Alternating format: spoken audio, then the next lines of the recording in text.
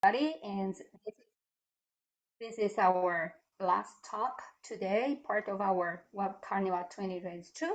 And we welcome you, Jessica, and who is an ESL teacher for over a decade, also a pedagogy student, and passionate about education. So, Jessica, whenever you want to. Thank you so much for the introduction.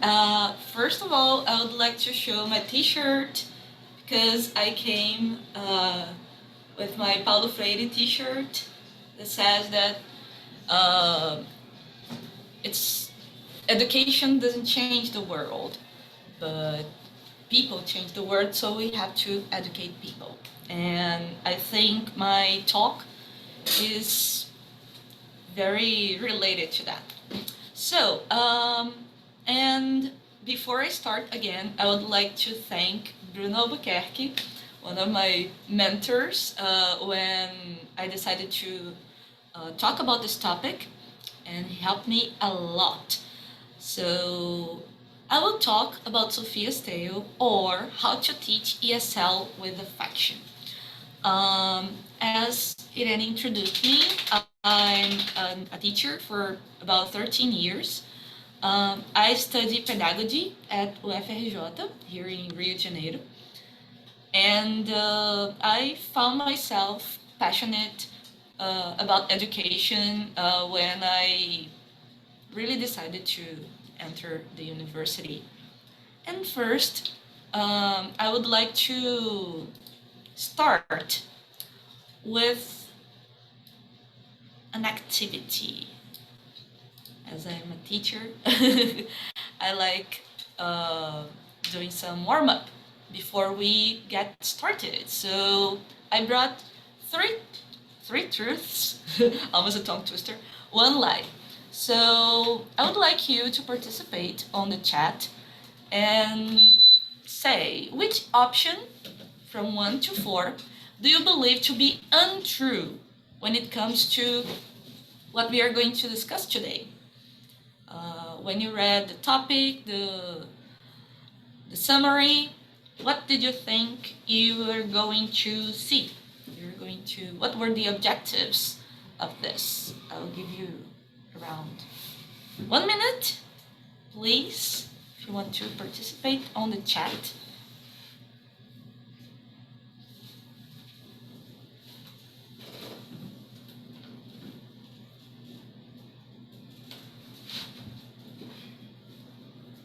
One, 3, and 4 are true. Tyson, Linda says number 2. 2 is not true. Okay.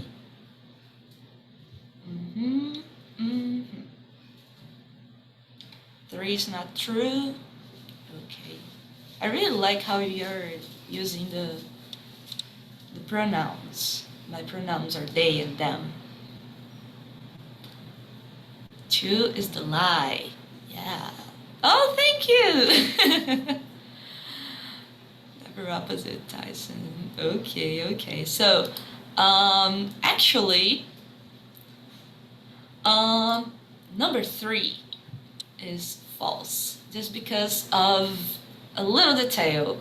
Even though nowadays I can prepare classes very quickly, this is not about preparing quick lessons. But all the others we are going to discuss a bit. No, you don't. There is no wrong or right. Yes, exactly.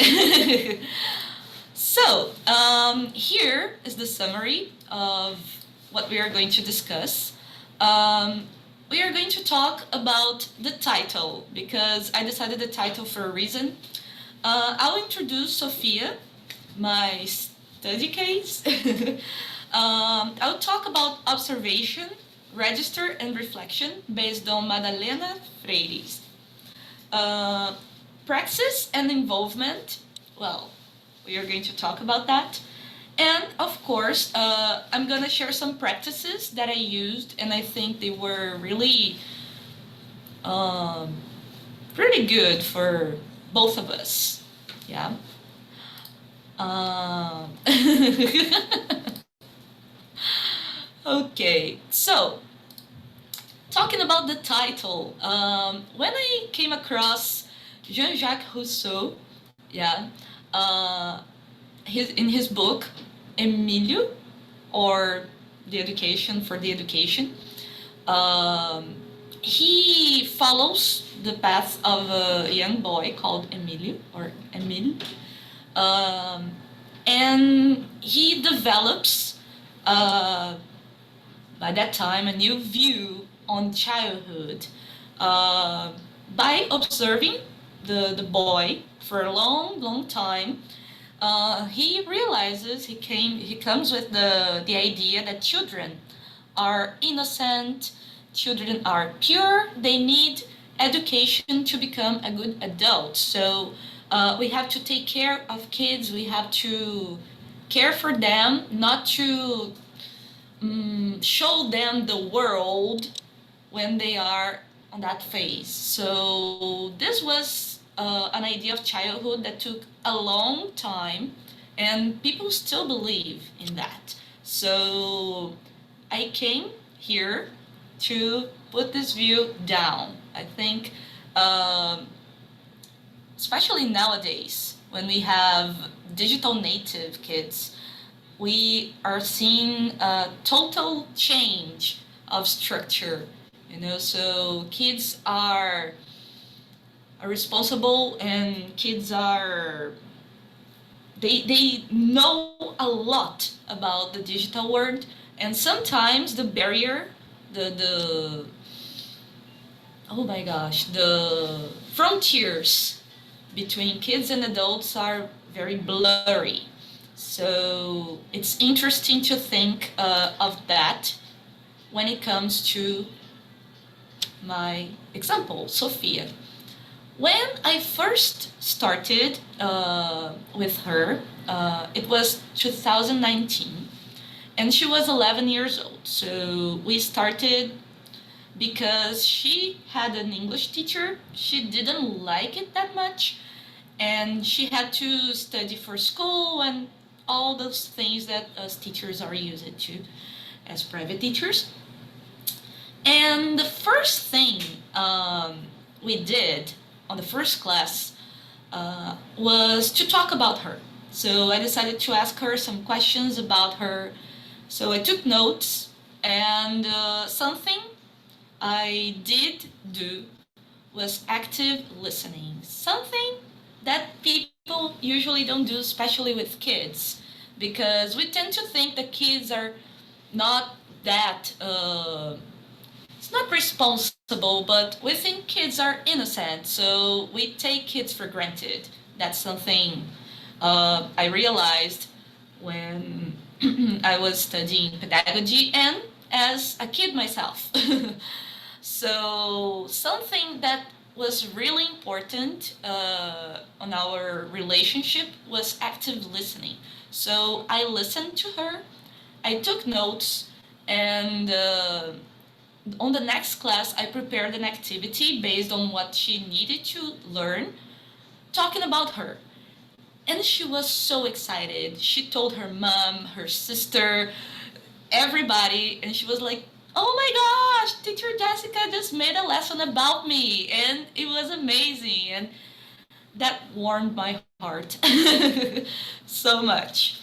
Um, and with her, I had the courage to try new approaches. So as I was learning about some theories, some pedagogical theories, I put those in practice. So we tried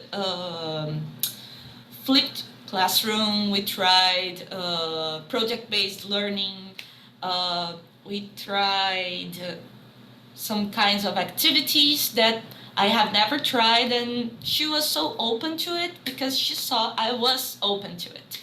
So about Sophia's Tales, the title of the talk is because she loves creating stories, and we almost created a book of stories based on what we were learning, the new vocabulary, and it's amazing. She creates the most amazing stories with the most crazy plot twists, and I really enjoy them. We talk about art and music because she draws, and I encouraged her to keep going and keep drawing. And I remember something really interesting that some people do. I don't know if you do this. Please put on the chat. Do you doodle? You know, those tiny drawings when you do notes. So I do that a lot. I need doodling to concentrate. And when I got to, oops, yeah, oh yeah, I totally, I love doing notes by hand. So I doodle a lot to concentrate. Sometimes I'm listening to something and I need to doodle. And she does that as well. So I searched about it and I saw it is a way of concentrating. And by the end of the class, I asked her to show her doodles, like, oh, doodles of the day. And she showed me, and it was amazing. And it was a way of relating with her. Empowering critical thinking because, well, we discussed about many topics, and I always asked her, what did she think? Like I said, there's no wrong or right. You know, every opinion is valid, and we are going to discuss it. So I think this is the basis of Paulo Freire's line of thought. Yeah, it's to relate to your student, enter their world, and make them think about the world itself. So I think we did a good job um, when talking about those things. And talking about Madalena Freire, I brought a quote, and I brought in Portuguese because, well, she wrote it in Portuguese, but I can translate if you need. She talks about observation in that case. So to observe is not to invade, to get the space of the other without anything, without planning, and observing is pedagogical. It's a pedagogical situation, is to look, to I don't know, appreciate it. You know, it's like a work of art. It's something, yeah. Okay, so to observe, to observe is something pedagogical, and it's not to, how could I say it? It's not to look as, you know, how could I put it? It's not to look as you look down on somebody. It's like to look at the same direction, same level, but it's to look up to it. It's to be, I don't know, open to new things. So when you observe, you have to be open-minded, not to be closed on your values, your old values. So it's observing openly. And talking about praxis. With that said, talking about observation, she talks about register as well. Let me return, because the title of the book is Observation, Register, Reflection. So first, you need to observe the environment of the class. Well, it goes for private students, students of a class, a group of students. Um, then you register. After you observe, you put down on your notes, type, whatever you prefer, but with a critical thinking, trying to tell the story.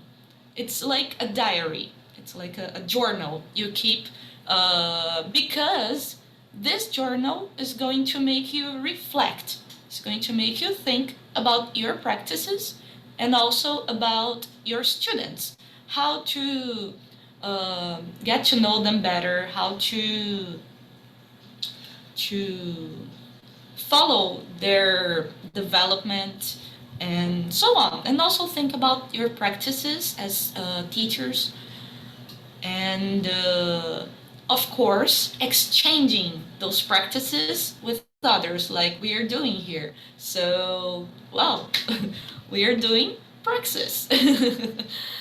Well, Praxis is the mix of theory and practice. So, viewing as a Marxist, we are doing Praxis by applying those theories in class.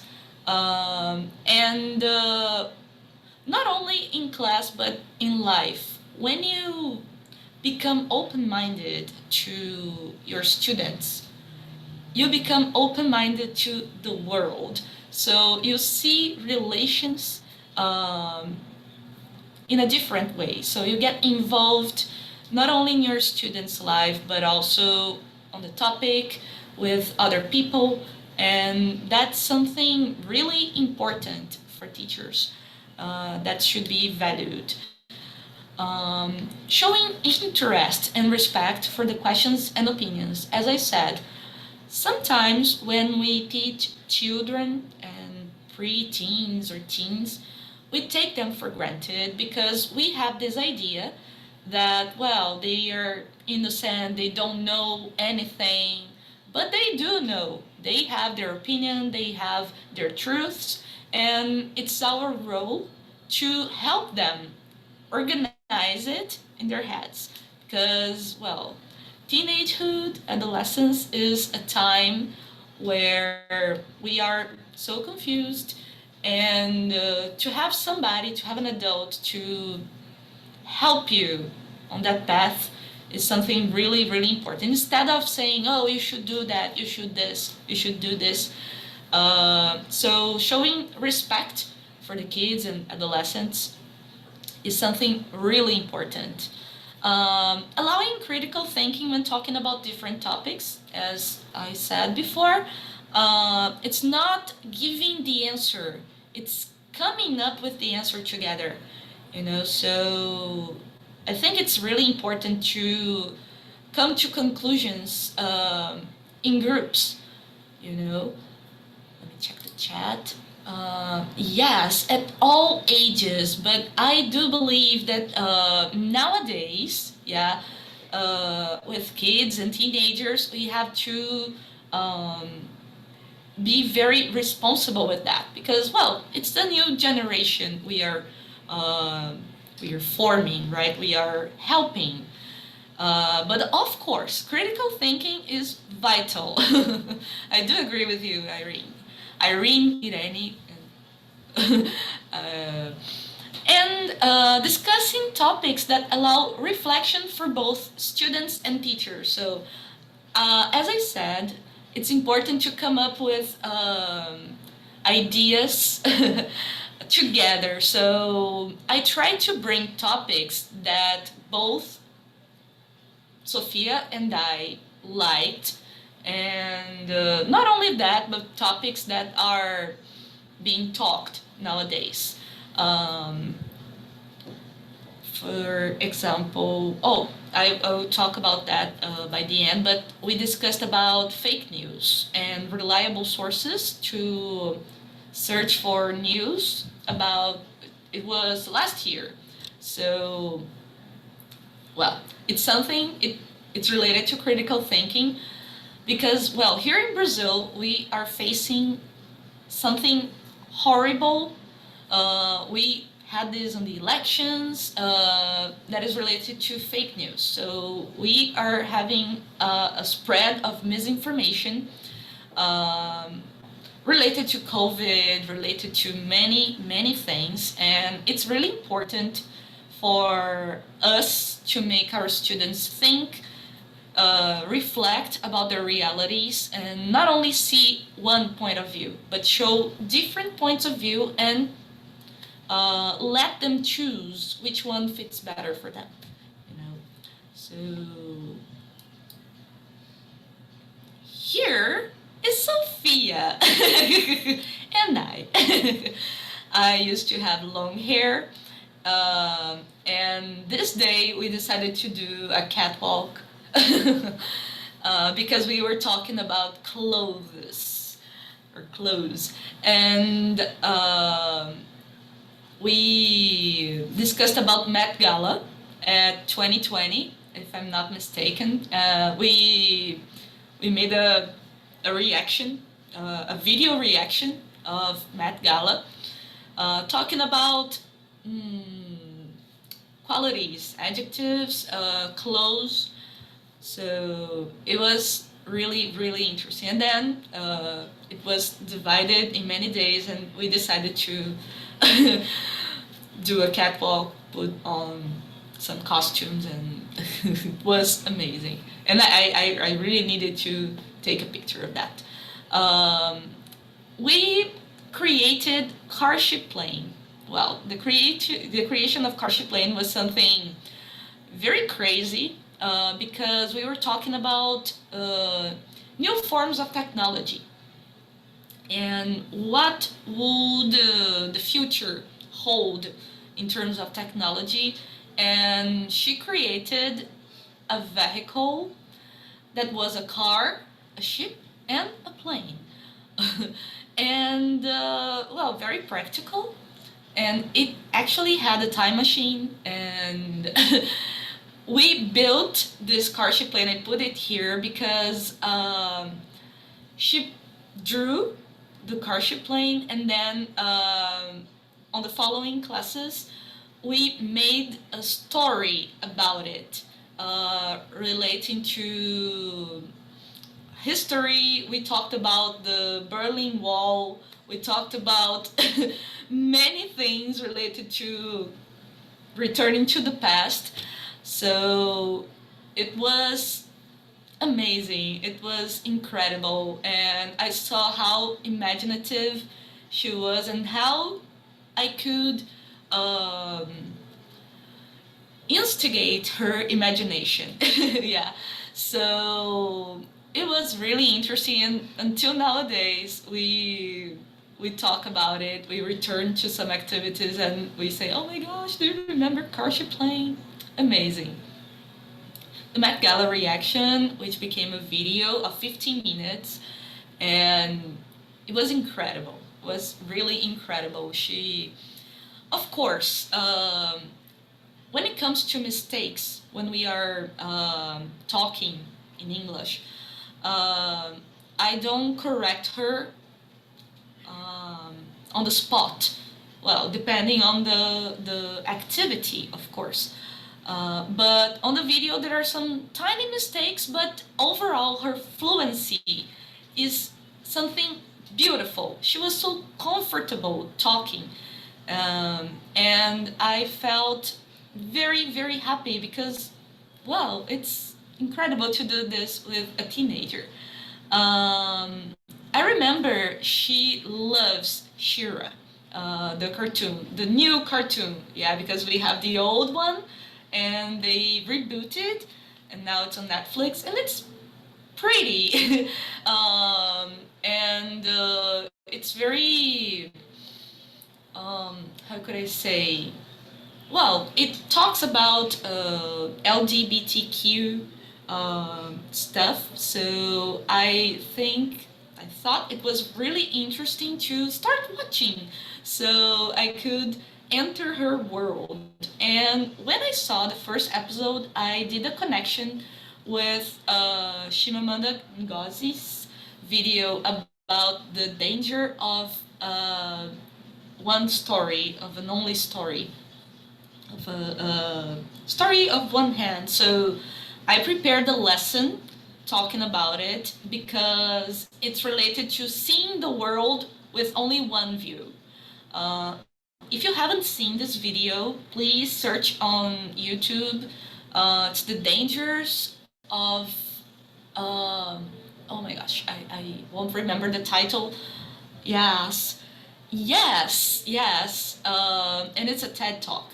It's a book as well. It's a very short book, and it's amazing to work with kids. This danger of a single story. Thank you, Romina. And later, we talked about dystopia and utopia. Thank you, Tyson. Thanks a lot. Dystopia and utopia.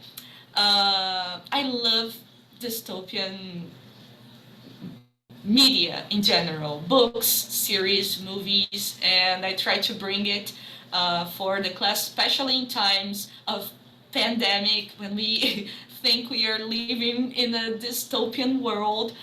I brought the topic about dystopia and utopia, so I brought Eduardo Galeano to talk about utopia. It's an amazing video as well, and he says that utopia is when you walk and then the dream goes ahead, and then you keep walking and the dream goes ahead. So you never catch it, and that's what makes you strive, and it's a very, very short video. It's about 1 to 2 minutes, and it was beautiful to realize. I asked her to put the some words in order, some ideas in order, and she really enjoyed the video, both videos.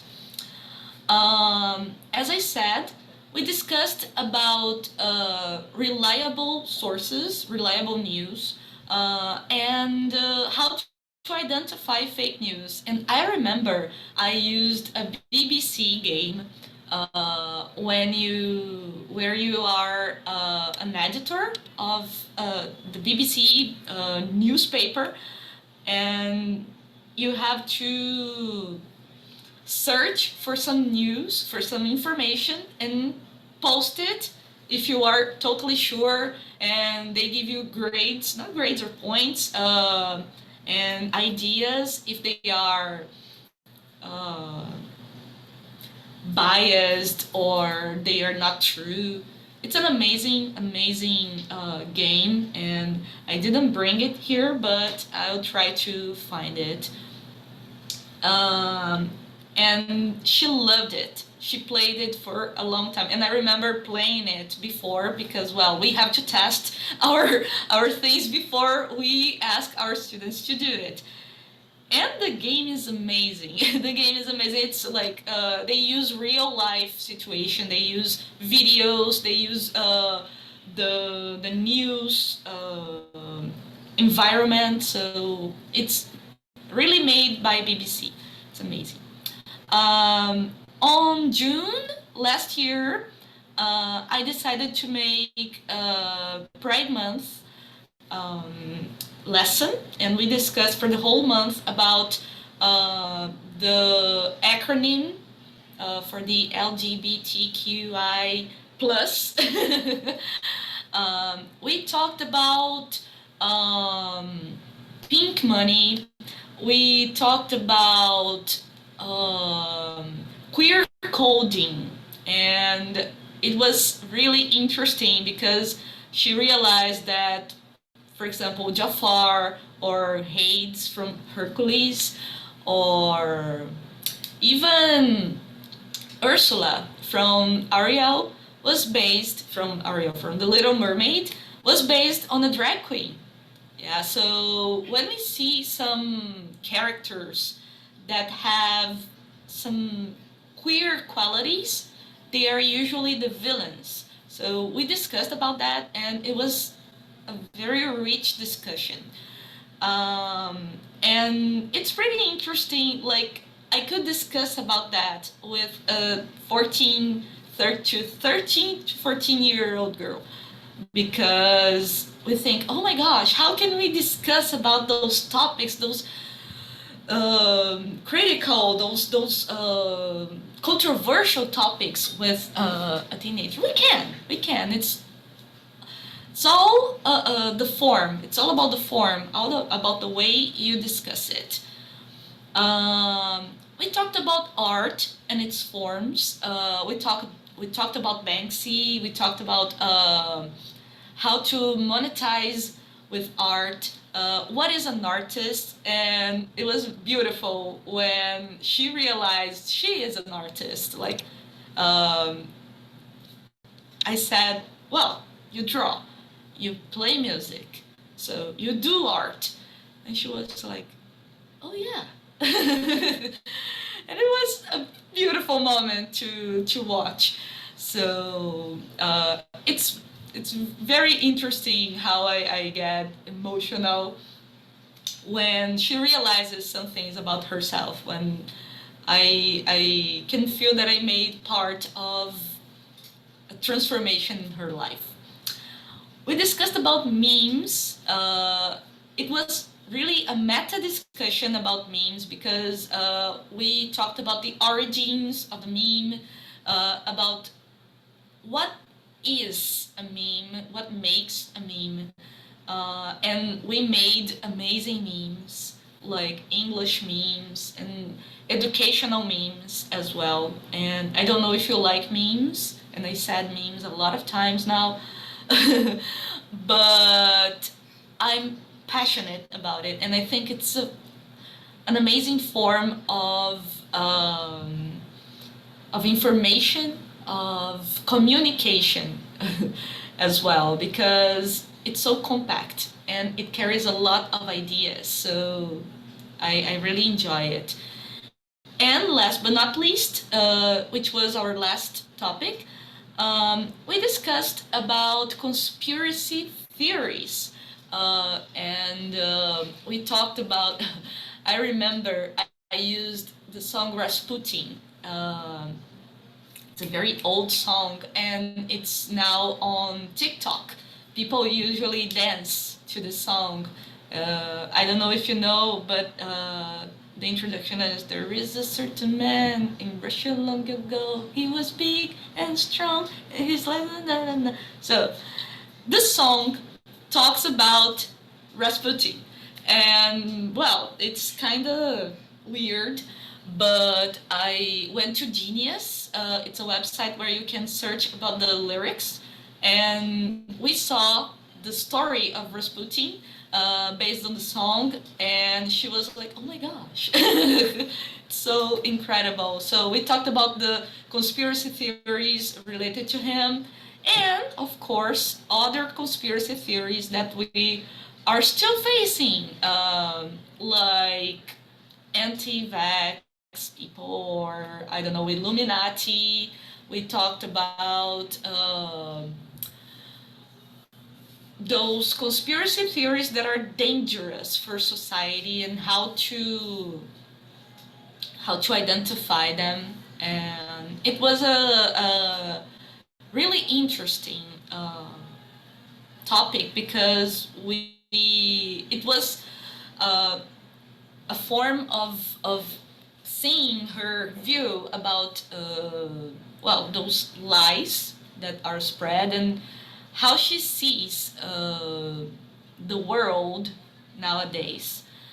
And to wrap it up, because my time is ending, I brought a last quote from Madalena Freire, and it says, the action of looking, or watching in this sense, and listening, it's getting out of yourself to see the other and reality from your own point of view, following your story, or from your story. So when you get to get out of yourself, when you put yourself in perspective, you know, and you see others as they deserve, you know, with attention, active listening, actively listening, we get to understand other people better, and we get to understand ourselves better. So I think it's pretty important to take this lesson for us to our hearts, you know, not only with our students, but with people we know. Sometimes people only need to be listened, you know, and sometimes we also need to be listened, but it's so good when we are listened completely, right? So I think it's good for us to make the same with others. And with that, I finish my talk. I'll let the 7 to 5 minutes if you have some questions. If you need to get in touch, my email is here, and I thank you so much for the opportunity of coming here. And I'm really happy for not passing the time and being here. And that's it. I hope you liked it. And here I have the references, which were the book of Madalena Freire and Jean-Jacques Rousseau, Emile. So if you have any notes, you can open the mic, you can chat, put on the chat, and that's it.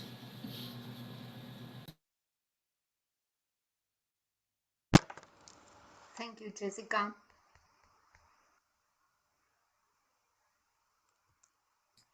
You're muted. Thank you so much. I enjoyed really listening to you talk this whole time. You're an engaging person to listen to, so thank you very much. And the way that you're, you know, passionate about the storytelling that you've just done is one that has engaged all of us who's still here on Sunday afternoon, you know, after 2 days of the conference. So it's a difficult slot sometimes to be in the very last one of the day. So I very much appreciate that everybody stuck around for it and that you delivered such a nice talk for us. If anybody has any questions, which I didn't see any, but if anybody had any questions, then feel free to unmic yourself. I am gonna put into the chat box the link to Tent B, which is where I'd like all of us to migrate to once we're through here. And there will be a talk still kind of ending off in that room as well, but we can watch the last bit of that and have a few little closing remarks from both TDSIG and Braztesol Brasilia. But until then, I am stepping on Irene's toes a little bit by talking here. But does anybody have anything they would like to say?